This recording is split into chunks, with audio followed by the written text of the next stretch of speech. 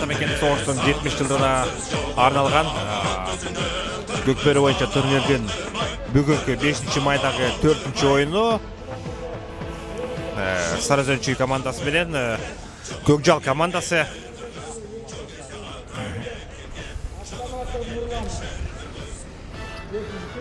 Бұл жерде ошол азыр Сарыөзен командасы Кыргыз Республикасынын чемпиону деген чемпиону болуп эсептелет. Ушу Норус майрамынан биринчиликти алды эле. Эми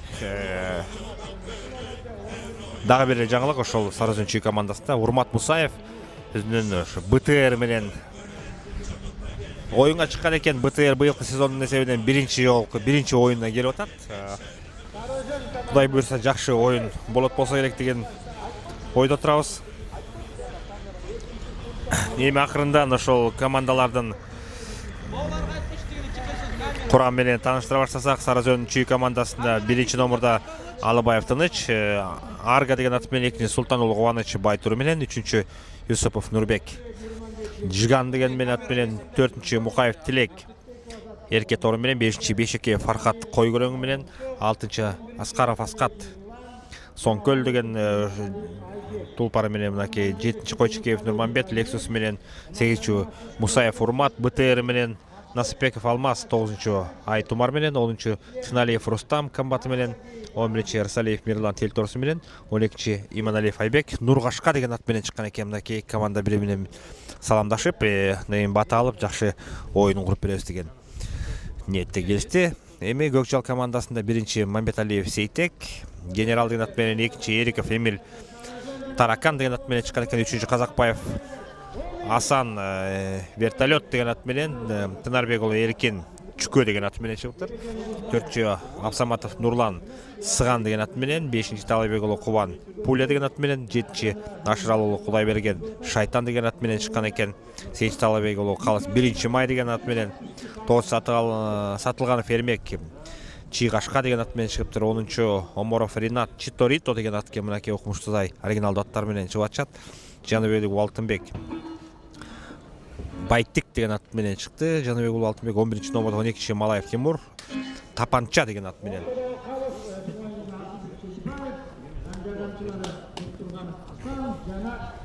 Мына эми оюн башталды.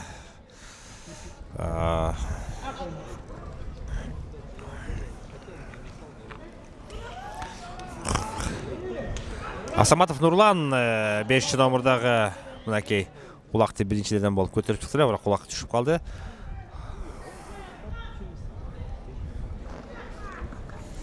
Насыпбеков Азат.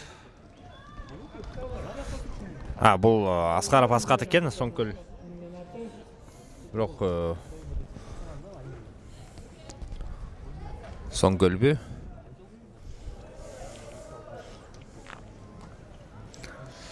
Ошентип алгачкы эле секундаларда Аскат биринчи улагын салып кетти. 1-0. Сарыөзен командасы алдыга чыкты.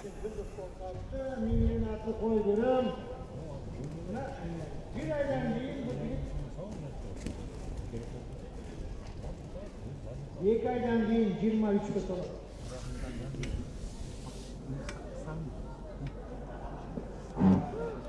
Ikkinchi minutda.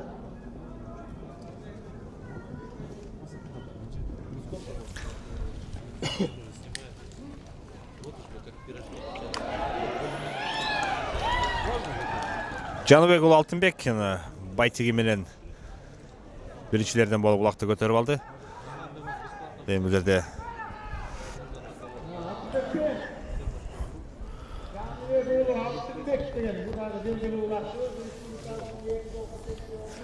Коля деп коюшат. Алтынбекти Кавлан командасында ойноп жүргөн, бул дагы ушу Нарынга чейин барып, жер-жерлерди кыдырып, ушу улак ойноп жүргөн жигиттердин бири ушул. Алтынбек десе көп эле адамдар тааныбаса керек. Мына Коля. Кавланда ойноп жүргөн Коля.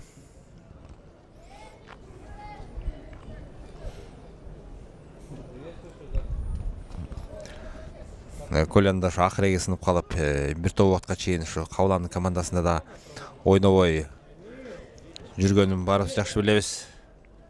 Айбек Иманалиев бұлдағы эми көп жылдан бері улак ойнап жүрген бала, Тынайда ойнап жүрген. Кейін ошо Сусамар командасында, мына эми Сарыөзөн Чүй командасында ойнап атат 12 номерда.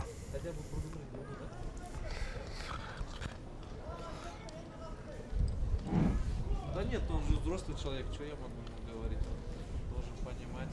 Да. Да, человек я не конфликтный, знаете. Просто я надеюсь, что человек профессионал должен только сам соображать, хотя бы меня, да? Куаныч өзүнүн байтуру менен кирди. Эми Сарыөзөн командасында бирге бир ойногон аттар аябаны күчтүү. Бул жерде БТР да бар экен. Ушул байтурдагы жөнөкөй аттардан эмес Талабек уулу Кубан Пуля деген аты менен мына 6 номерда Соңкөл Көкжал командасынын оюнчусу. Кубаныч эми бул кол улакка тийип калса куру чыкпаган жигиттердин бири ушу. Менимче азыр экинчи улагын салат болсо керек.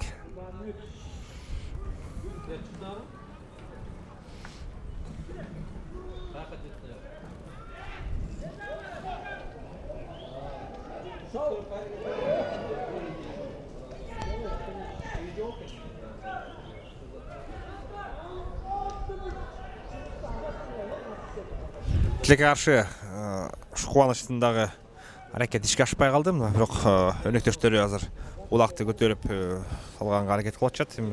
Сарыөзөн командасында мүмкүнчүлүктөр бар, алар каршылашынан ошо казандын түбүндө улакты көтөрүп салганга. Буларда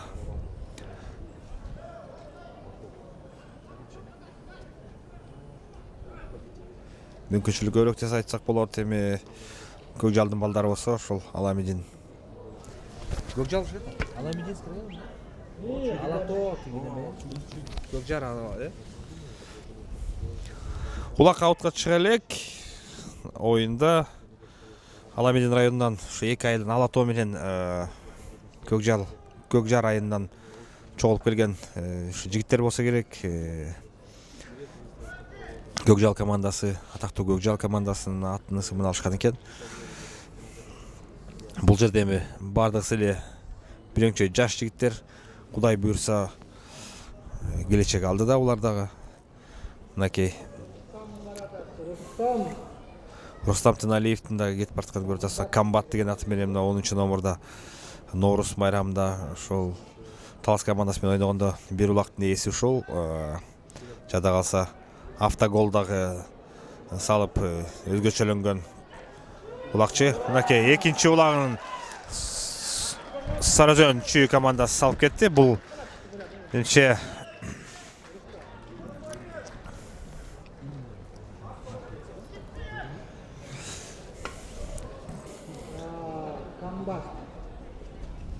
Рустам салдыбы я? Рустам Тыналиев ойынға қосылды, оларыңға шығып бұлақталды, қайғазанға салды.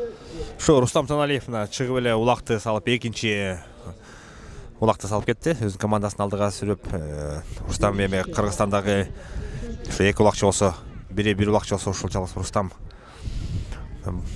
болсо керек. Аябандай таланттуу жигиттердин бири.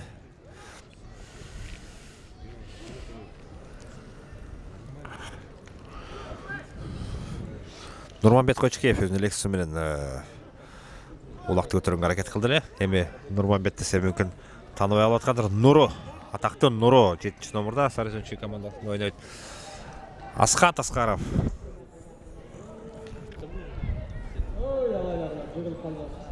Та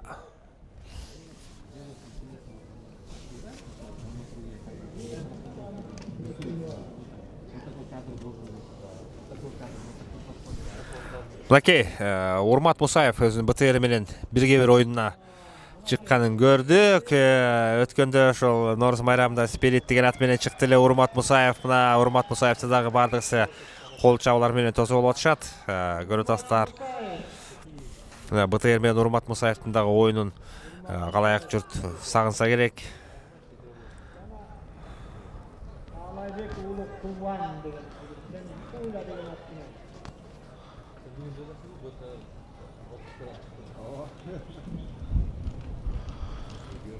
Мынакей. Урмат БТР менен киргенде ушинтип улакты алып, мына 3-чү улакты салды дей бергиле.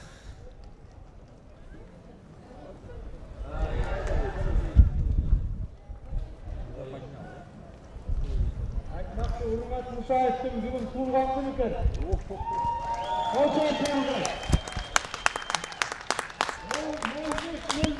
5 майда. 83-жылы мына. Чын эле ошол Урмат Мусаевдин бүгүн туулган күнү экен. 5 май 05:05. Эгер берилген протокол боюнча туура болсо, анда бүгүн Урмат Мусаевдин туулган күнү. Туулган күнү менен чын жүрөктөн куттуктап кетмекчибиз. Кудай сактай көр. Эми ошо улакты басып алып, аттарда кээде жыгылып калат, эчтек эмес эми. Шаңнага жигиттер, Азамат Тилек. Мукаев Тилек, бул ошол Мукаев Белектин агасы. Достук командасында ойноп аткан Белектин эки бир эки команда ойношот.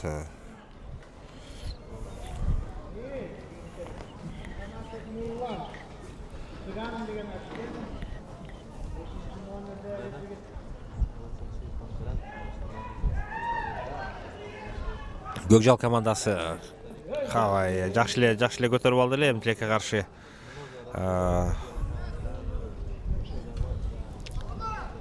Жакшы көтөрө албай калды, баскан үлгүрбөй калды Көкжал командасынын чабандестери.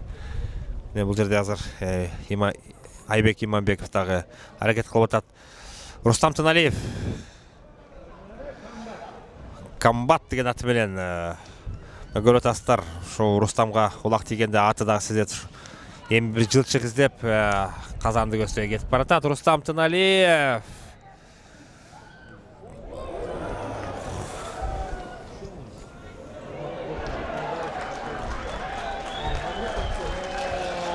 Мынакей аты менен кошо жыгылып кошо турган жигиттер, кыргыздын гана жигиттери болуп алат булар.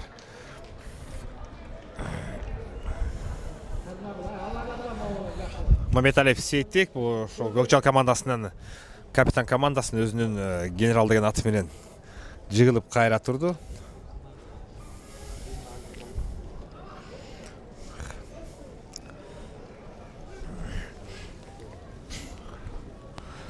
Нуро өзүнүн Лексусу менен мына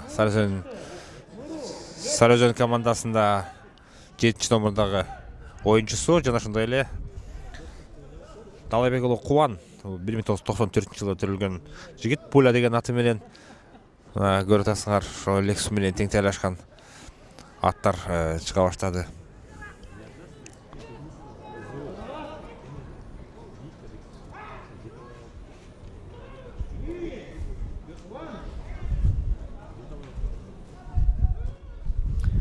Лексус аябандай бийик, чоң ат экенин да көрүп атасыңар. Ошо Нуро эңкейгенде да жетпей калып атат улакка.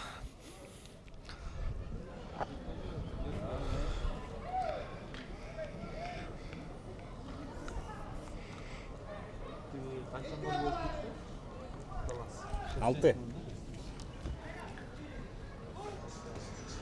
Нурманбет Кочкеев улакты көтөрүп басып алды.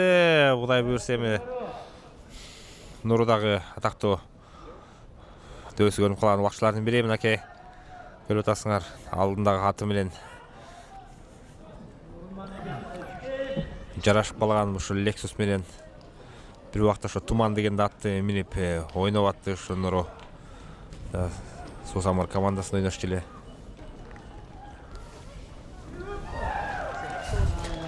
Ошентип 3-чү голун Нурманбет Койчукеев өзүнүн командасына алып келди. Биринчи таймдын аягына келип калды. Мына 6 мүнөттүн тегерегинде убакыт калды. Урмат Мусаевди дагы дәл жолу бүгүнкү туулган күнү менен куттуктап кетмекчибиз. Бирок Тилекке каршы азыр Урматтын чабуулу аягына чыкпай калды.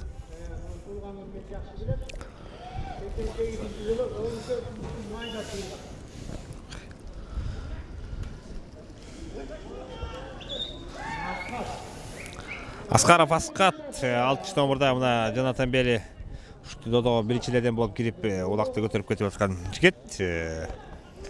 Жетем өнөктөштөрү карап берсе 5-чи улакты салып кетет болсо керек. Мына өнөктөштөр келип калды. Мирлан Рысалиев экөөлөп азыр эми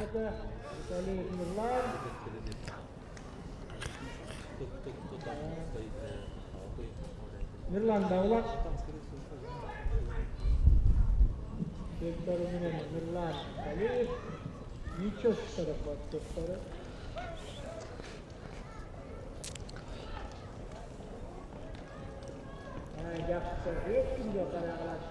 мына эми Ничошка Ничо улакты салып койду. 4-5 27 жаштагы бала. Рысалиев Мирлан.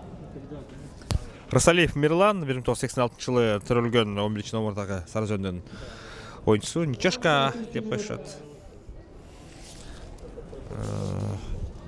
17-чи минутага кеткенин атат. Мына убакыттагы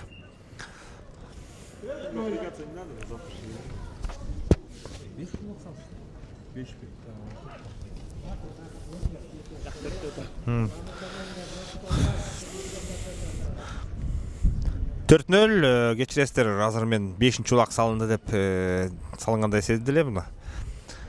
4-0 экен. Азыр эми улак эңкейип аткан Иманалиев Айбекти көрүп атабыз. 12-чи номердагы Сарыжөндүн Рустам Тыналиев дагы жүрөт. 10-чу номерда төс сары тебете кийген.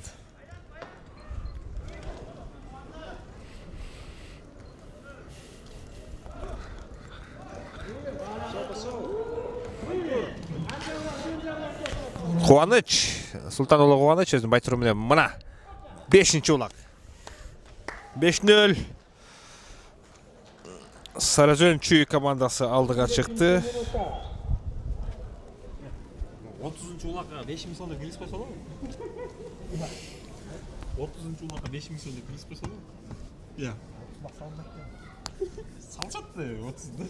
Бога салышпайт дезер. 5000 сом. Рекорд болду тура 30 улак. 23 улак болсо эле рекорд болду. 5-0 Сарыжөн командасы мына Көкчал командасын бир да улак салдырбай алдыга озуп чыкты. Эми Көкчал командасы дагы ушу жаңыдан уюштулуп Норус майрамынан бери ойнап келаткан команда. Жакшы билесиздер, ушул илгери мүмкүн билгендер бардыр, ушул Көкчал деген команда болгон, ошолордун ысымын алган. Убакыт болсо өтүп атат. Бирге бир оюнда БТРдин дагы бир оюнун көрсөк жакшы болот эле. Урмат Мусаевдин мынакей келатат. Урмат Мусаев БТР менен муну эми бардык көрөрмандардын баарысы күтүп атса керек эле. Ушул Норус оюнда БТР ойногон эмес эле. Эмне болду деп ар кандай сөздөр болот. Мынакей атактуу БТР.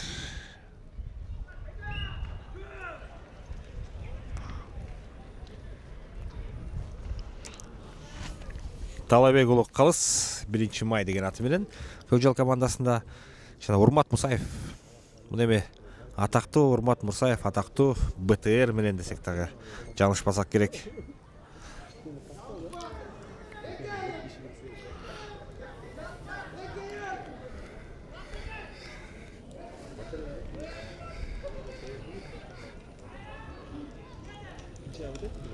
Урмат Мусаев БТР менен мына өз командасын чабуулга алып чыкты. Сол такымга басып алды. Эми бул сол такымдан Урматтан улакты алып кетиш өтө оор болуп калат. Баарыбыз билебиз, сол такым аябагандай күчтүү.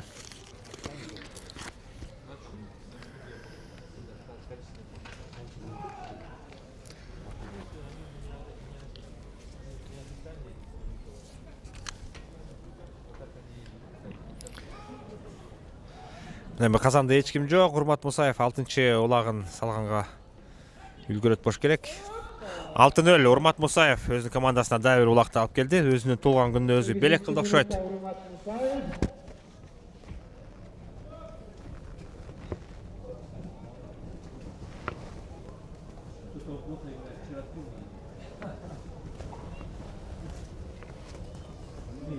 Bugün içmese gene mi? Pek koymuyor. Ертең приоритет ойында. Ішпейді. 6-0 Сарыөзен Чүй командасы алды да Тилекке каршы мына бүгүнкү 4-нчү оюнда ушул 4 команда өздөрүнүн каршылаштарына бир да кулак салдырбай утуп атышат. Мынакей бүгүнкү 5-майдагы өтүп аткан тандоо турунун айланпа турунун акыркы 4-нчү оюну. Рустам Туналиевди көрүп атабыз. Бул жерден Нурманбет Койчекеев жүрөт. Айбек Иманалиев Сарыөзен Чүй командасынан. Мамбеталиев Сейтек жүрөт Көкжал командасынан. Мынакей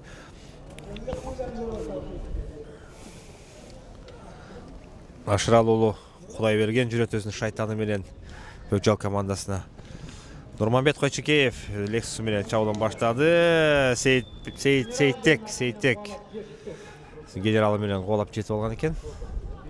Эми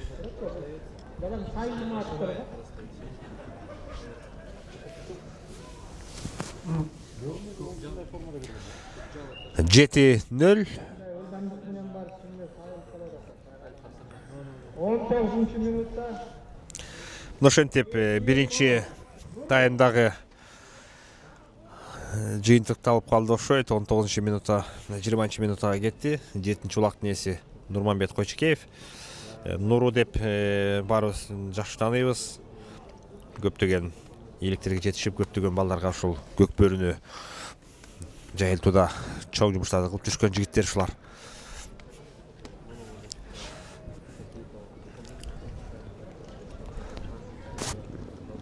Акыркы секундалар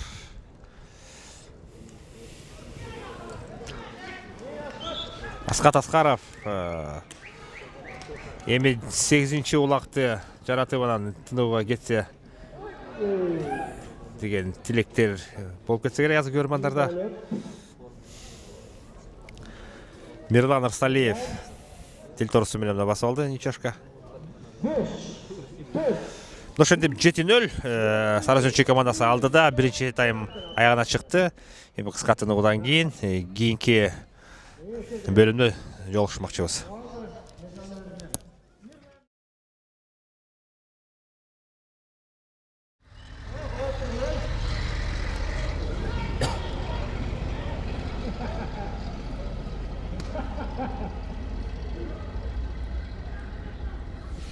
Ошентип экинчи тайм башталды. Аскаров Аскат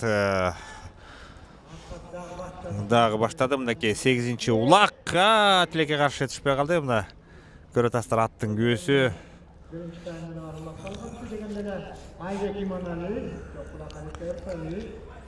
Мирлан Эрсалиев мына 8-0 алгачкы эле секундалар 36-нчы секундада Эрсалиев Мирлан өзүнүн командасына дагы бир улак алып келип алдыга жетеледи.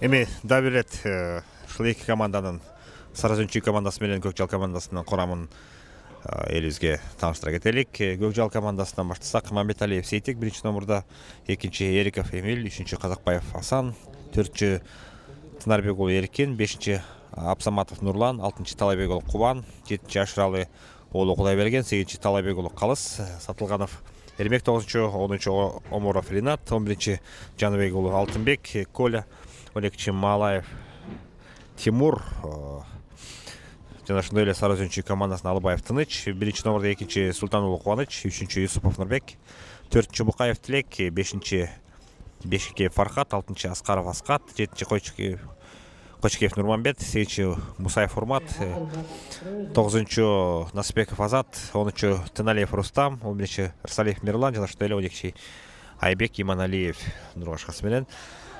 Азыр эми эсеп 8-0 Сарыөзен Чүй командасы алды да. Койчекеев Нурманбет Нуру азыр улакты басып алып мынакей баштады өзүнүн чабуулун. 9-нчы Тилекке каршы түшпөй калды. Ошо калдаса түшкөн жок деп эсептеди. Асылбек байке Көкжалдын балдары кайрадан суруп чыгып кеткен экен. Бул Оморов Ринат 10 номердагы Читто Ритто деген ат экен. Эмне себептен андай ат экен ат коюшкан. Рустам Тыналиев Ритто деген аттын.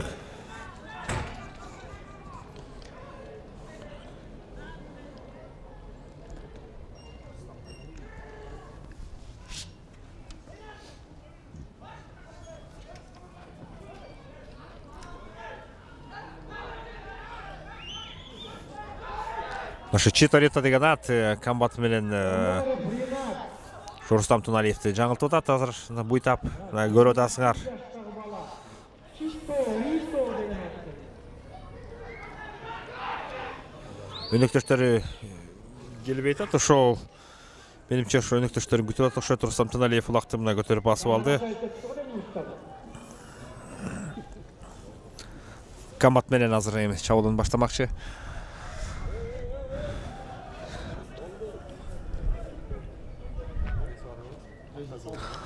Рустам Тыналиевдин автогол салып эмне адаты бар өзүнүн казанына.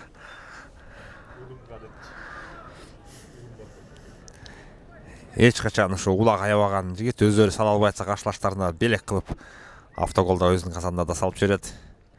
Мына ушундай айкөл биздин кыргыздын улакчы жигиттери. БТР Урмат Мусаев менен БТРдин оюну Талабек уулу Кубан мынакей пулядагы ошо БТРди түрткөнгө аракет кылып атат.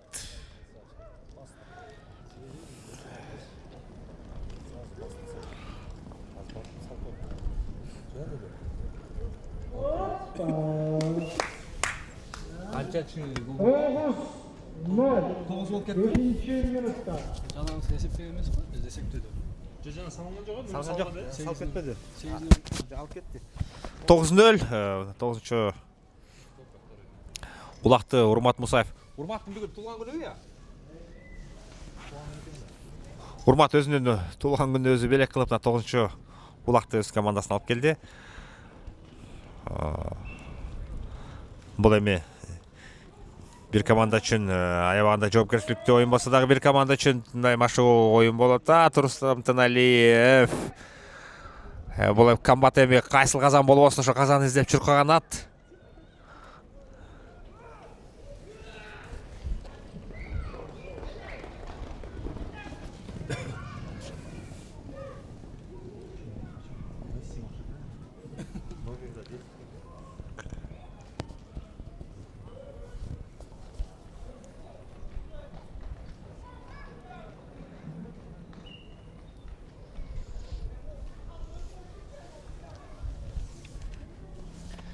Жеке сизден азыр ким чат болду экен?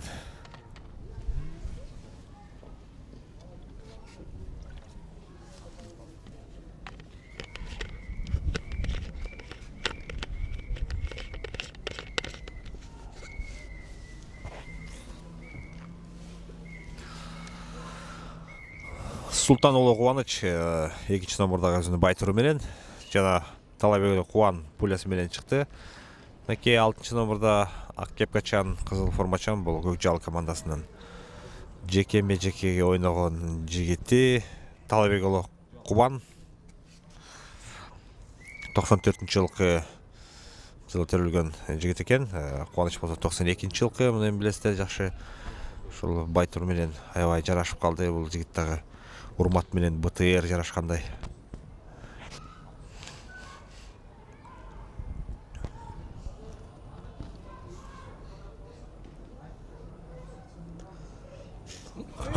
On 0.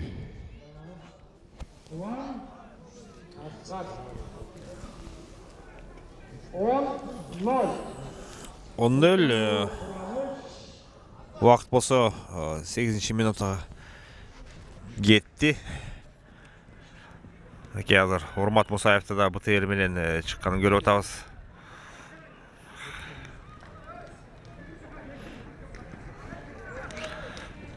Ырсалиев Мирлан тил торсу менен эңип алып чабуулун баштады. Ырсалиев Мирлан.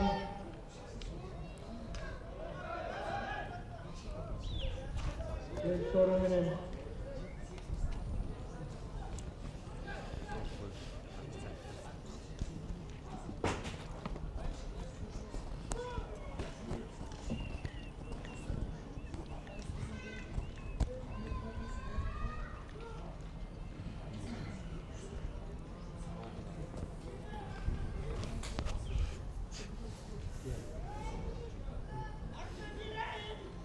Nurdaulak, Nurmanbek, Aybek, Mirlan.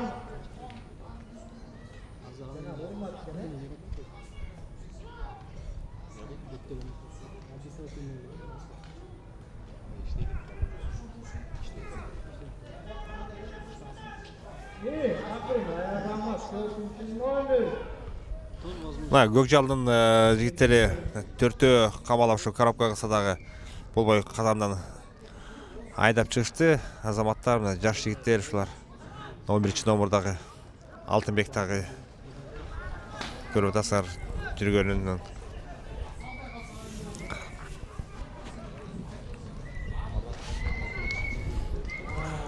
Тору. Hoppa.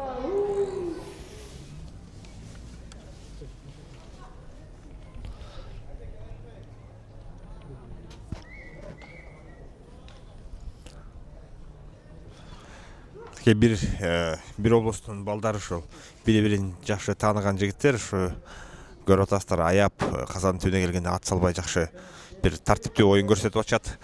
Негизи ушу көкбөрү көп эле кызылгандуулук калтырбай ушундай бир жакшы маанайда өтө турган улакка айлантыш керек. 10-0 Нурманбет Койчукеев өз командасына 10-чу улагын алып келди.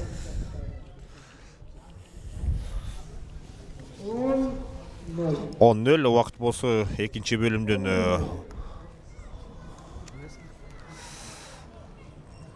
10-чу минутасы.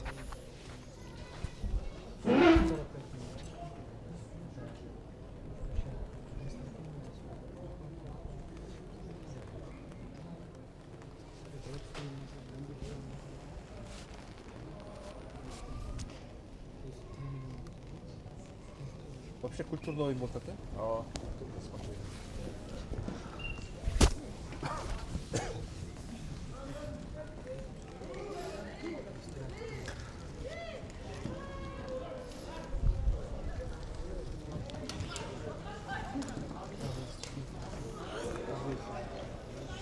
Мамбеталиев Сейтек, Көкжал командасының капитаны. Читторито деген атты мемлекет алып айвандай буйтаган Мессиде болгон ат экенин көрдүк жантан бери.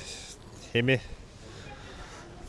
бул эки жуптун оюну бири-бирин тааныган балдар, ошо ат кыйнабай акырын бир маданияттуу чыныгы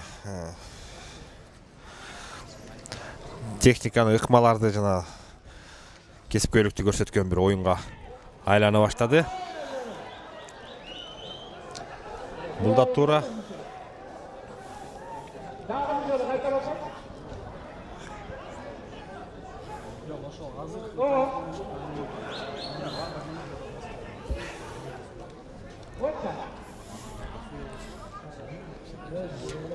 Эми канчалык карлуу болсоң дагы 35-37 килограмм, 40 килограммга чейинки улакты 5 минут, 10 минут деп улакты көтөрүп басып жүрө бериш кичине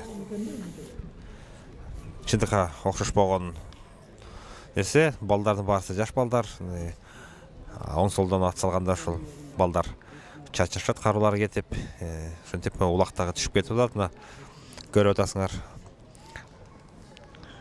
Бешекеев Фархат менимче азыр жок, Урмат Мусаев БТР менен кирди.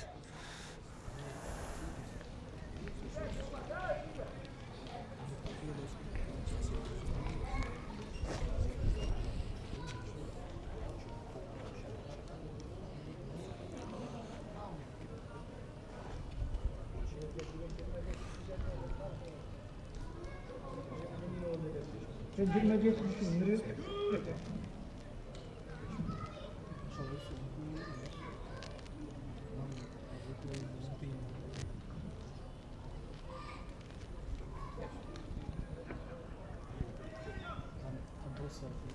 Урмат Мусаев кайрадан БТР менен бирге бирде улакты алып чыгып басып алды. Эми бул Урмат Мусаев менен БТР экөөнүн оюнун сөз дагы кичине ашыкчараак болуп калса керек, өткөзүп берди. Рустам Тыналиев Урматтан өткөзүп алды улакты. Эми мына 11-чи улагын салганга кое берди. Комбат болсо билесиңер, ошо аттын башын кое бергенде ошо казанга өзү барып токтоп. Мына ушундай чеберчиликти көрсөткөн Рустам Тыналиев 1988-жылы төрөлгөн.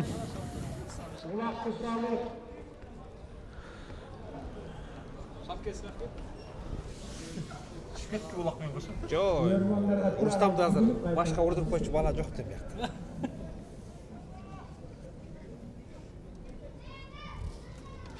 Кино тастып болду Рустам жөнүндө.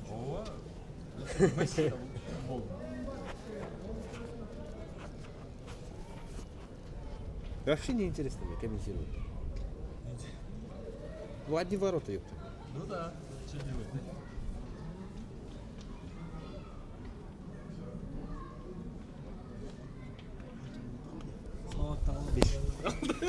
Я. Саламаттарыңызға көрüşürüz.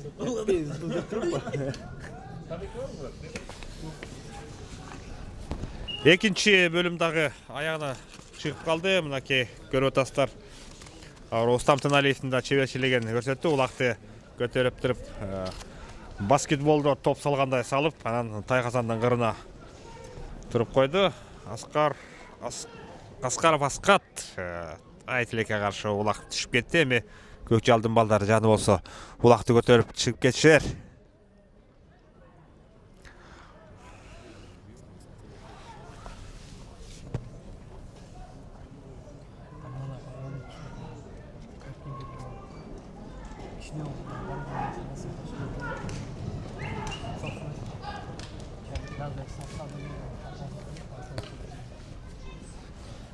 Айбек Иманалиев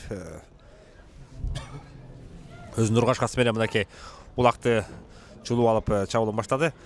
Бирден азыр өнөктөштөрү бирден кармап акырын 12-чи улакты салдырып коет болсо керек. Айбекти дагы ушу көп жылдардан бери ушул жакшы улак чаап жүргөн жигиттердин катарында экенин билебиз. Жанына мына Кочкеев Нурманбет да келип баштады. Мына Лексустун токтоп атканын карасаңар, ушул алдыңкы колу менен ушул Тайказанга тиреп токтоп.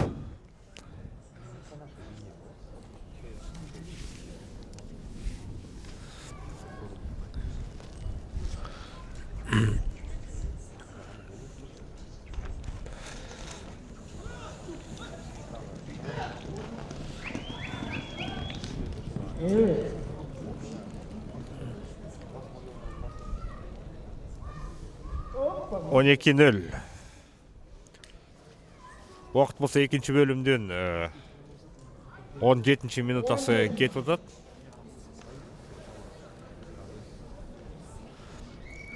Он 2-0. Кочкеев Нурманбет, бұдағы 1988 жылы төрөлгөн улакчы. Рустам Тыналиев экөө тең балдар. Бириси Лексус менен, бириси ушул комбат менен эртеден бери аябаганда жакшы оюн көрсөтүп атат. Урмат Мусаев 1983 жылы төрөлгөн Кабыланда алдыңкы оюнчуларынын бири эле ушу. Азыр эми Айтилекке каршы Кабылан командасы чачырап кеткенден бери ушул Сарызөнчү командасында ойноп атат. Рустам Тыналиев мына жүрөт.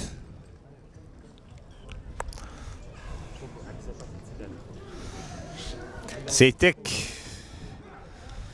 жакшы эле улакты көтөрдү эле, Айтилекке каршы түшүп калды. Кайра Рустам Тыналиев мынакей улакты алып жөнөдү. 13-чү улагын Рустам Тыналиев өзүнүн өнөктөшү Урмат Мусаевдин туулган күнү менен куттуктап, мына дагы бир жолу улагын салып кетти.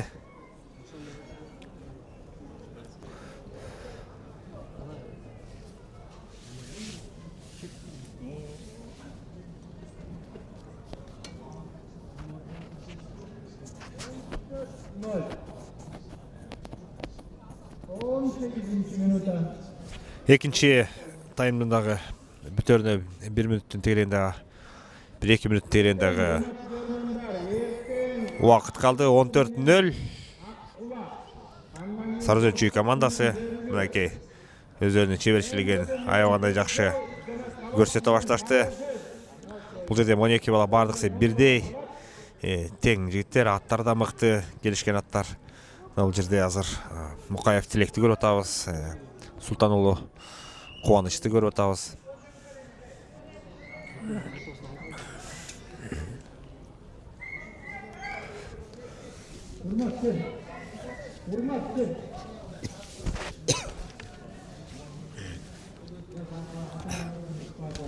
Урмат Мусаев азыр эми БТР менен Сейчина Талабек уулу калыска одоно оюн ойноп койду. Бул жерде атайын эмес, ошо аттын күүсү менен келип тийип калды окшойт. 2 мүнөттүк айып мамысына кетти. Урмат Мусаев мынакей 8 номурдагы.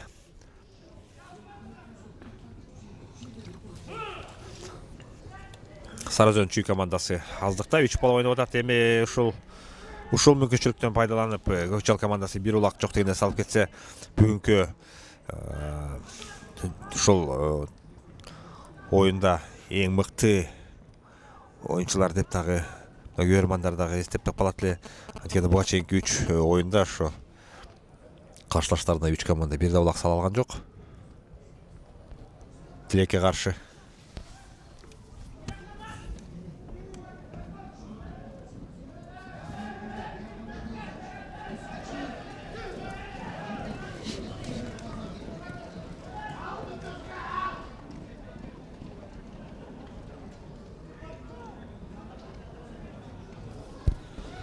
Рысалиев Мирлан тел торусу менен чабуулун баштады.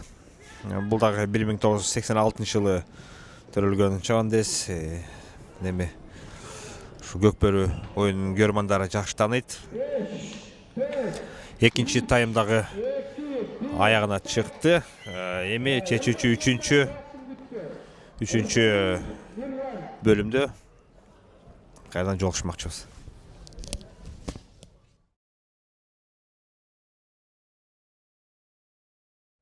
Эсеп болсо 15-0 Сарыөзөн Чүй командасынын эсебинде артыкчылыгында.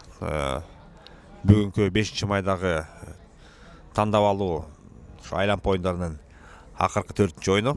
Көрөрмандардын баары ушул эки команданын көрөрмандары убакыттын кеч болгонуна карабай ушу баардыгысы күтүп отурушат. Жыйынтык кандай болот экен деп. Эми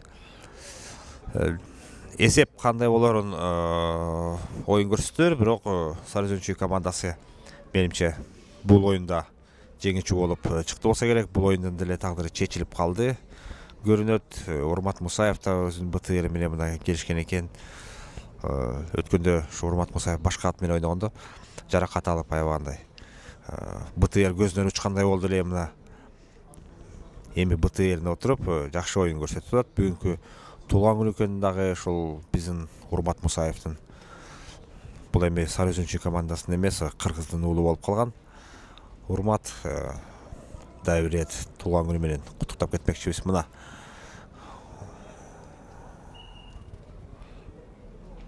Асылбек, болбойсуңбу? Ишкырбайсың?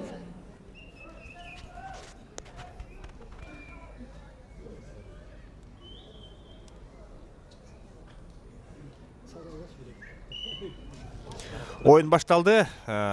Бул жерде эми 3 оюнчу чыгып, негедир 4-чү оюнчусу Сарыөзөн Чүй командасына чыкпай атат. Урмат Мусаев мына БТР менен улакты басып алды. Мына биринчи жолу Урматка ушу улак биринчиден болуп эңип алды окшойт.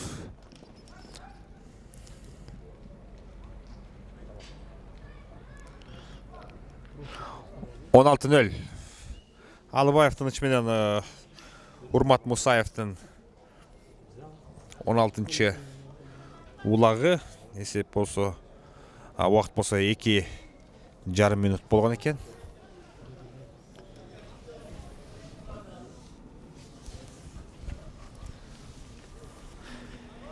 Ертең дагы ушул финалга тете жакшы оюндар болмокчу. Ошо Бөрлүк командасы менен Достук командасы ойнойт.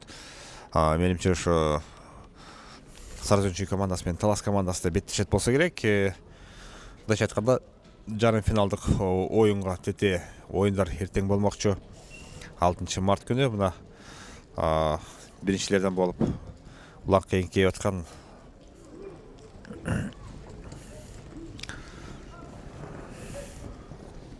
Насыпбеков Азат 17-чи улакты салганга аракет кылып атат. Мынакей көрүп атасыздар. Көкчалдын балдары дагы салдырганга аракет кылып атышат. Эми ушу мурун кийин ойнолуп жүргөндө бир улактан ушу салдырып коюп, бир жакшы жөрөлгүлөрдү кылчу эле ушу кол уруп кетпесин деп. Азыр болсо бүгүнкү 4 оюнда тең бир да улак салдырган бир оюн болгон жок. 17-0 Сарыөзөн командасы дагы бир жолу өзүнүн чеберчилигин тастыктап алдыга карай өз командасын сүрүп чыгышты. 9-номердо Насыпбеков Азат, бул 1989-жылы төрөлгөн жигит. Айтумар деген аты менен ойноп атат. Мына эми Сарыөзөн командасы эч жака шашкан жери жок. Эсеп болсо 17-0.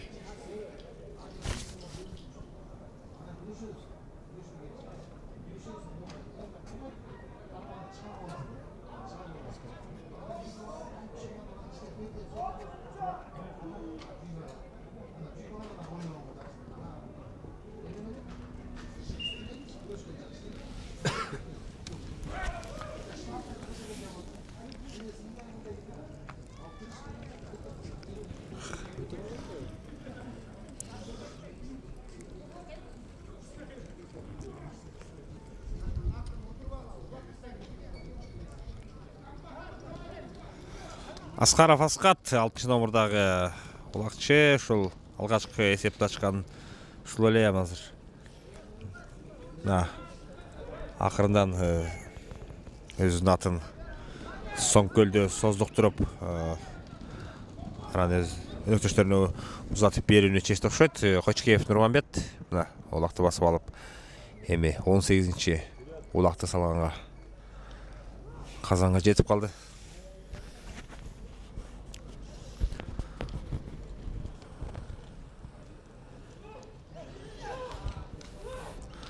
Казандын алдында эч ким жок.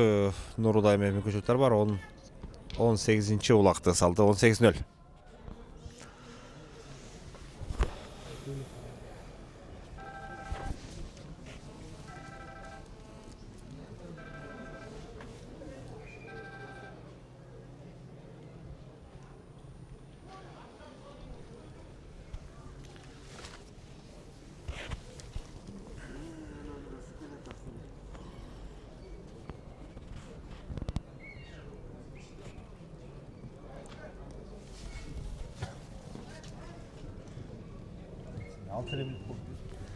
Үчүнчү таймдын 6-мүнөтү болуп жатат. Эсеп болсо 18-0. Мына бүгүнкү оюндарда ошол Достук командасы эң көп дегенде 20 улак салышты эле. Ошо Ак Суу командасына азыр эми Сарыөзөн командасы 19-чу улагын салып кетишти. Убакыт дагы бар, мүмкүн ошол менимче 22 улак салынган рекорд болсо керек эле ушул оюндарда. Сарыөзөн командасы мүмкүн ошол рекордду азыр жаңылап, өздөрү да 22 улактан көбүрөөк улак салып кеткенге жетишет болсо керек. 3-номерда Юсупов Нурбек 19-чу улагын салды. Жиган деген аты менен 1987-жылы төрөлгөн чабандес, бул дагы улакчыбыз десек болот.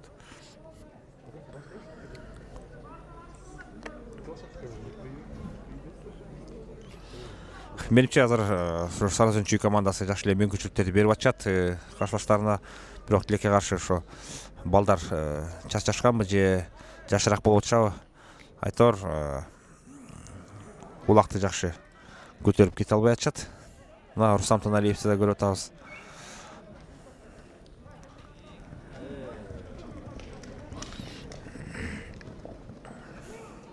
Бешекеев Фархат кой күрөгү менен азыр 20-чы улакты салганга аракет жасап атат.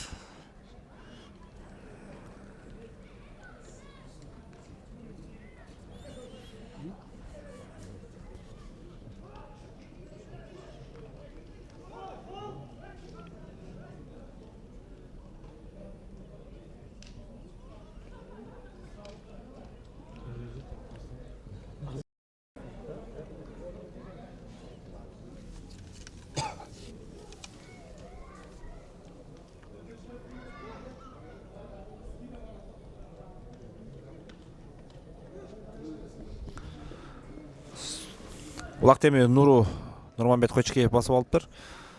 Вакыт болсо әлі бар. 9-нчы эле минута кетип атат. Азыр мынакей Кочкеев Нурманбеттин өз командасына алып келген 20-нчы улагы 20-0.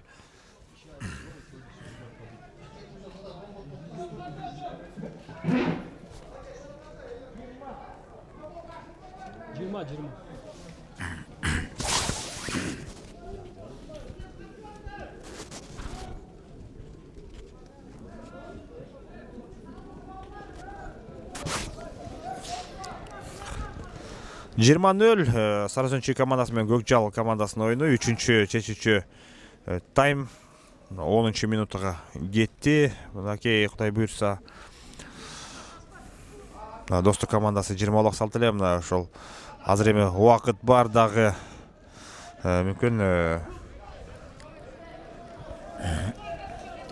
Нурлан Абсаматов 5-чи номурдагы Көкжал командасынын улакчысы мынакей азыр өз командасын чабуул баштады. Мынакей азыр эми чыныгы жигитчилик ушу инилеринин колу кур кетпесин деп Сарыөзөн командасы ушу бир улак салдырганга мүмкүнчүлүк берип атышат.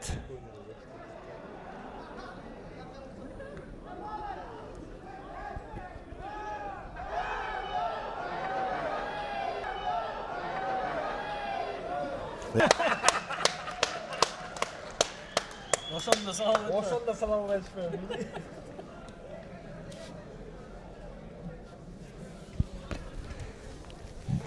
1:20. Мынакей ошентип бүгүнкү оюндардын ачылышы болду. Эсеп ачылды окшойт. Көкжал командасы бир улак салып кетишти. Сарыөзөн Чүй командасына да ошол балдарды шабай сунуп калбасын деп инилерине берген белеги дагы деп айтсак болот.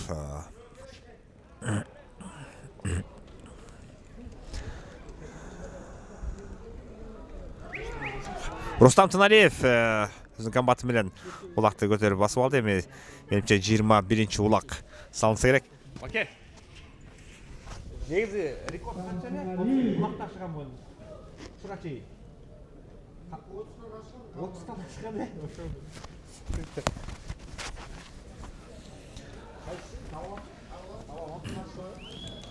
Рустам Тыналиев 21-чи улагын салганга мынакей өзүнүн комбаты менен баратат.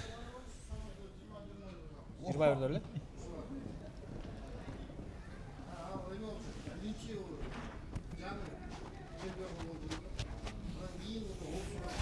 Бирок кабыл алган Не интересно окуган булар, Каңтырасына согуу эле, каңтырасына согуу эле. Ат өлтүрүп, балдардын баарын талкап.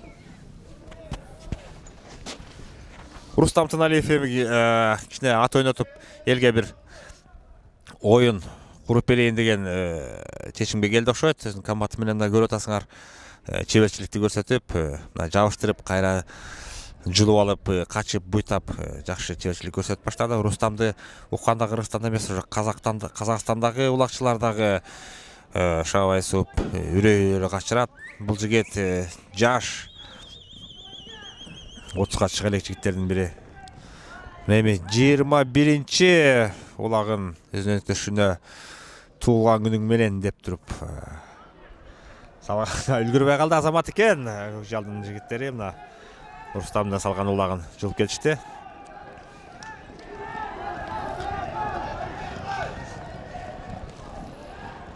Сатылганов Эрмек 9-чу номурдагы өзүнөн улак 3-чү bölümde birge bir oyunu jekeme jeke боло эле келе. Мынакей 3-бөлүмдө биринчи жекеме жекеси 13-минутта кетти. Урмат Мусаев өзүнүн БТР менен келебичи. Ава Урмат Мусаев. Байтур эмнегедир топтон чыкпай койду.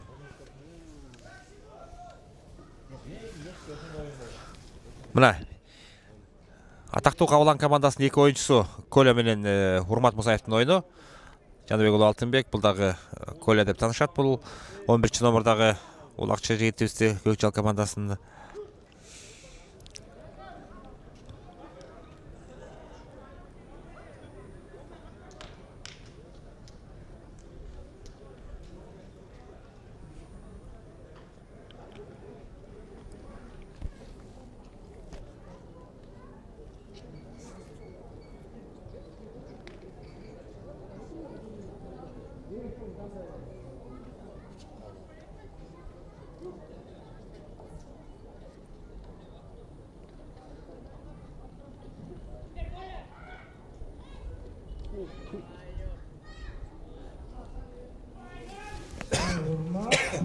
Урмат Мусаев мынакей азыр БТР менен сорулуп чыкты дагы 21-чи улак.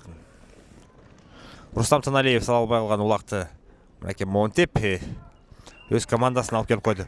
Бүгүнкү оюндардын рекорду 21-чи улак салынды.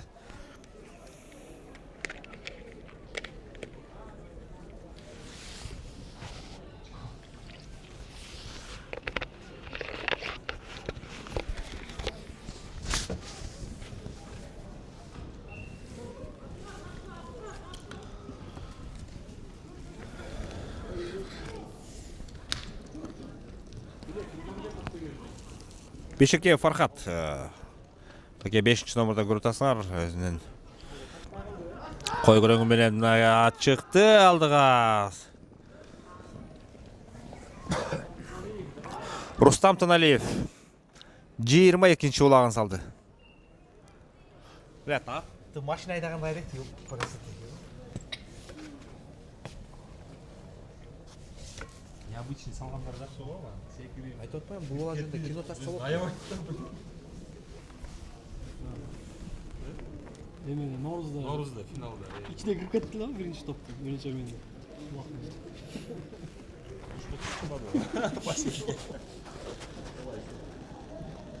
Геряев кайдачы? Да.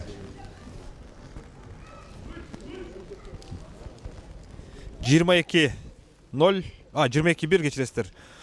3-чү таймдын аякы мынакей 16-чы минутта аяктап баратат.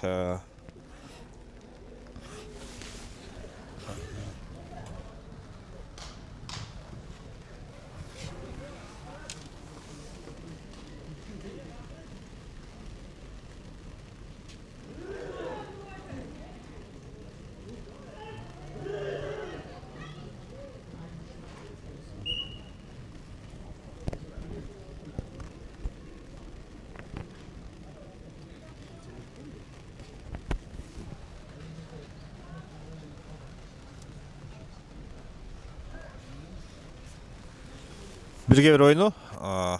Мына азыр бул жерде Байтур менен Кубаныч уулу Султан уулу Кубаныч.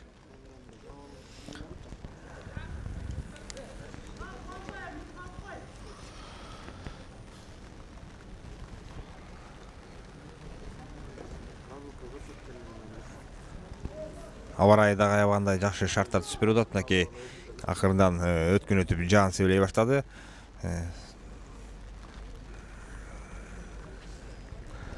Чынарбек уулу Эркин Чүкө деген аты менен чыгып азыр Кубанычтын такымынан улакты жулуп алганга аракет кылып атат. Мына бу дагы такымга шырып басып атат. Эми кимисинин аты айлалуу болсо, мына азыр ошонусу азыр алып кетет болушу керек. Oyundan ayağına kaldık 4 minutça vakit kaldı. Кубаныч 1992 жылы төрөлгөн жигит. Бул дагы ошо Суу Самырдын курамында ойноп баштап, мынакей азыр 23 улагын Сары Өзөн Чүй командасына өзүнүн өктөштөрүнө алып келди. Эсеп болсо 23-0. 1, кечиресиз, 23-1, эртеден бери жана 0 деген ойнор көнүп калып окшойт.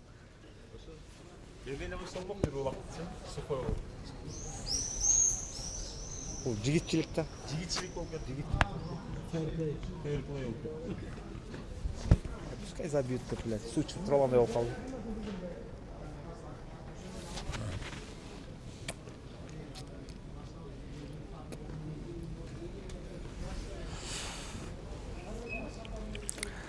Эки минутта убакыт калды. Эми мынакей көрүп атасыздар, Ырсалиев Мирлан кайрадан өзүнүн телторусу менен улакты басып алып, эми 24-чү улакты салганга чабуулун баштады. Бирок эми жигитчилик дагы жакшы оюн көрсөтүп атышат. Ат салып катып уртурган дагы оюн болгон жок. Маданияттуу жакшы бир тилекке каршы бир жарым улак деп айтып койсо болот. Түшүп кайра чыгып кеткен. Дагы бир жолу ушинтип койсоңор, анан бир улак деп 24 деп эсептелип калар.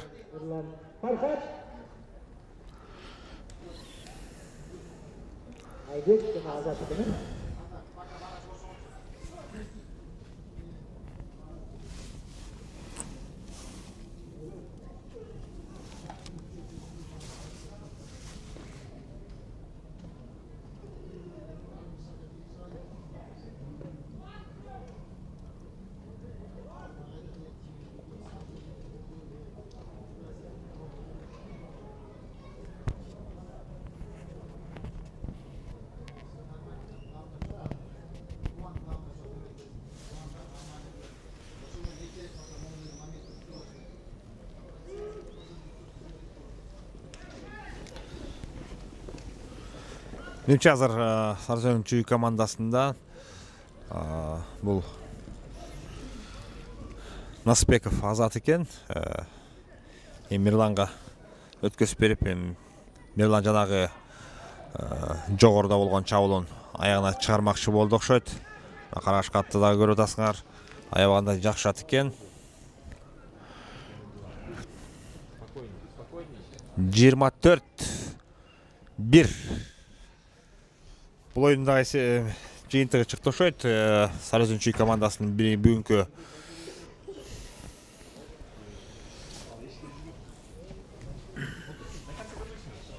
жана эмне салып турбу жакта убакты.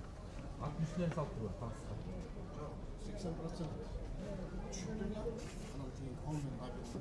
Жерден эле 80% түшүктү.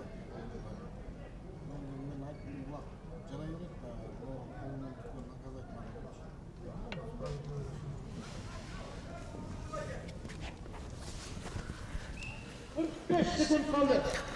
Мынакей эми бул оюндун дагы аягына чыгып калды. Кочукеев Нурманбет 40 секунд, 30 секунд убакытта дагы 25-чи улакты салганга үлгүрөт болду экен. 25-1 Сары Өзөн Чүй командасынын